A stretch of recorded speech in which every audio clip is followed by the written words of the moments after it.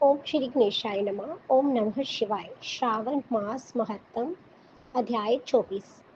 श्री कृष्ण जन्माष्टमी पर्व के महात्म में राजा मितिज का आख्यान। ईश्वर बोले, हे ब्रह्मपुत्र, पूर्व कल्प में दैत्यों के भार से अत्यंत पीड़ित हुई पृथ्वी बहुत व्याकुल तथा दीन होकर ब्रह्मा जी की शरण में गई। उसके मुख से वृतांत सुनकर ब्रह्मा जी ने देवताओं के साक्षी सागर में विष्णु के पास जाकर स्तुति के द्वारा उनको प्रसन्न किया तथा नारायण श्री हरि सभी दिशाओं में प्रकट हुए और ब्रह्मा जी के मुख से संपूर्ण वृतांत सुनकर बोले, हे देवताओं, आप लोग डरे मत।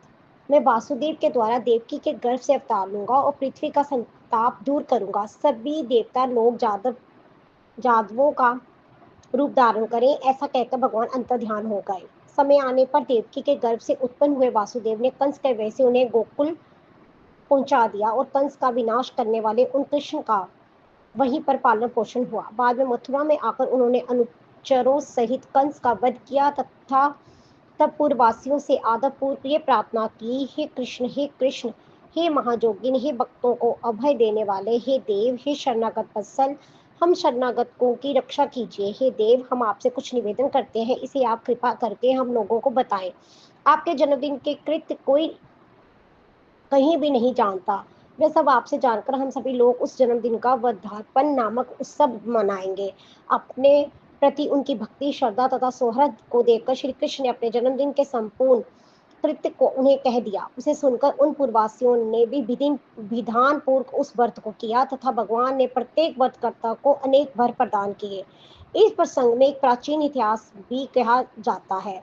अंग देश में उत्पन्न एक मित्तिज नामक राजा था। उसका पुत्र महसेन सत्यवादी था तथा सन्मार्ग पर चलने वाला था। सब कुछ जानने वाला वह राजा अपनी प्रजा को आनंदित करता हुआ उनका विधिवत पालन करता था।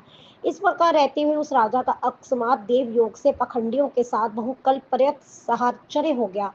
उनके संसर्ग में वह राजा अधर्म परायण हो गया और वह राजा वेद शास्त्र तथा पुराणों की बहुत निंदा करने लगा और ब्राह्मण ब्रहण आश्रम के धर्म के प्रति अत्यधिक द्वेष भाव से युक्त हो गया। कई मुनिश्रेष्ठ बहुत दिन व्यतीत होने के पास काल की प्रेरणा से वह राजा मृत्यु को प्राप्त हुआ और जमदूतों के अधीन हो गया। जमदूतों के द्वारा पाश में बांधकर पीटते हुए जमराज के पास ले जाते हुए वह बहुत पीड़ित हुआ। दुष्टों की संगति के कारण उसे नरक में गिरा दिया गया और वहां बहुत समय तक उसने यातनाएं प्राप्त की। यातनाओं को भोग कर अपने पाप के शेष भाग से वह पिशाच योनि को प्राप्त हुआ। भूख व प्यास से व्याकुल वह भ्रमण करता हुआ मारवाड़ देश में आकर किसी वैश्य के शरीर में प्रवेश करके रहने लगा। वह उसी के साथ पुण्यदायिनी मथुरापुरी चला गया और वहां पास ही के रक्षकों ने उसे पिशाच को उसके गृह से निकाल दिया। तब वह पिशाच वन में तथा ऋषियों के आश्रम में भ्रमण करने लगा।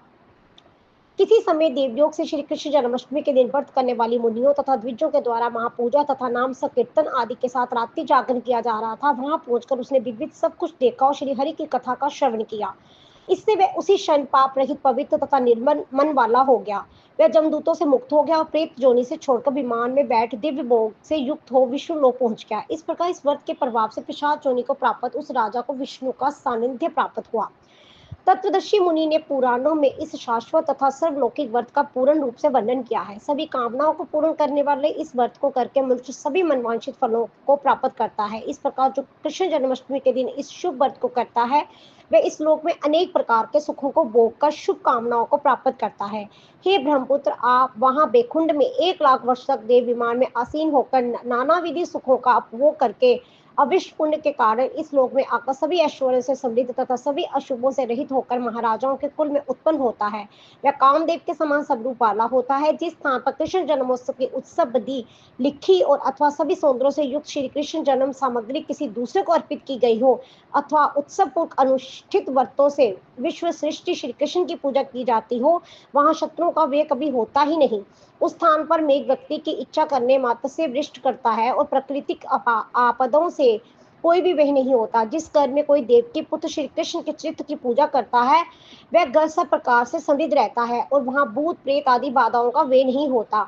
जो मनुष्य किसी के साथ भी शांत होकर इस व्रतोत्सव का दर्शन कर लेता है, वह भी पाप से मुक्त होकर श्री हरि के धाम को जाता है। इस प्रकार से इस गण पुराण के अंतर्गत ईश्वर संत कुमार संवाद में श्रावण मास महत्व में जन्माष्टमी व्रत कथन नामक 24वां अध्याय पूर्ण हुआ। हर हर महादेव।